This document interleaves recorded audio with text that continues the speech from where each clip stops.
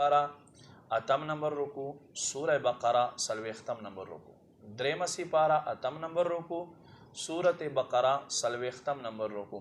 بسم اللہ الرحمن الرحیم للہ ما فی السماوات و ما فی الارض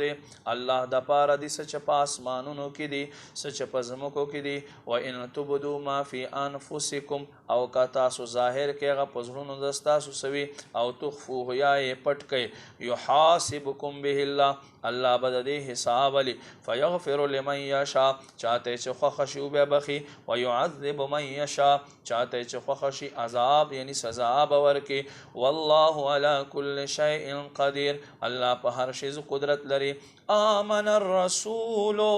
رسول ایمان راوڑو بما انزل الیہ پا آغا باندے چھ صد طرف تنازل شی من ربی درب لجانب والمؤمنون او ایمان والو کلن آمن باللہ ٹولو ایمان راوڑے پا اللہ باندے و ملائکتی پا فرشتو باندے و کتبی پا کتابونو باندے و رسولی پا رسولانو باندے لا نفرق بین احد منہم یو دے دوئی کے فرق نہ کوي من رسوله پر رسولانو کے وقالو او دیوے سمعنا منگا واوردل واطعنا منگا اطاعت وکڑلو اممنل غفرانک ما فستال جانب دے ربنا اے رب زمنگا وإلیک المصیر تا طرف تگرزی دل دی لا یکلف اللہ نفسا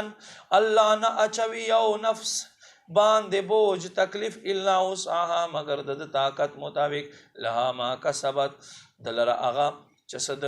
حاصل کړل و علیها مکتسبت او د گناهونو بوج په د باندې وي کما برائی چې د وکړله ربنا اے رب زمونږ لا تؤاخذنا تمونږ منسا ان نسینا کمونږ چیرته هیر شو او اخطأنا یا مونږ خطا وکړو ربنا اے رب زمونږ ولا تحمل علینا تما اچوي په مونږ باندې اسرن بوج کما حملته علی الذین من قبلنا څنګه چې د بوج اچولای او خلق باندې چې مخکې له مونږ نو ربنا اے رب زمونږ ولا تحملنا تپ مونږ باندې بوج ما اچوا ما اغسل طاقت لنا به چې دغه بوج مونږ سره وس نوي طاقت نوي واعف عنا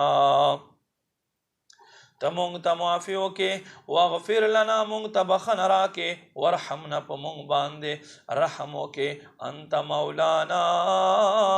ته زمونږ مولا یې فانصرنا ته زمونږ مدد وکې علی القوم الکافرین په مقابل د کافر قوم